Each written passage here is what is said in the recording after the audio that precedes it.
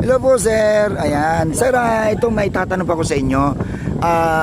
Naniniwala po ba kayo sa nilabas ng Pulse Asia na majority ng mga Pilipino ayaw ma-impeach po si VP Sara? Ano po masasabi niyo doon?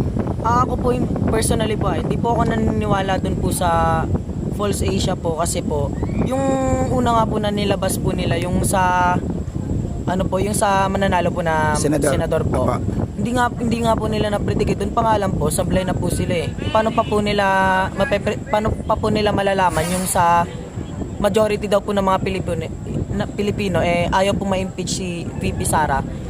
Paano po nila malalaman yung sa dinami-dami po ng mga Pilipino po, di ba? Oh, tama. Paano po nila, ano po iisa-isahin po nila? Oh, Hindi tama. naman po pwede yung ganun eh. No? Sir, ito na lang po, huli. Ano po ang advice nyo na lang po sa mga taong makakapanood sa inyo at about dito sa survey ng mga ganito? Para sa akin po, ayaan na lang po nila na tumakbo yung investigasyon kasi yung batas nga po wala naman po dapat na inaano po yan, wala naman po talagang kinakampihan yung batas and kahit ano papuntas ng posisyon mo, kahit nasa gobyerno ka pa po, kailangan pa rin po kung may mali ka, kailangan ano po talaga, investigahan ka pa rin po talaga. Yun, maraming salamat po, sir. Sige po.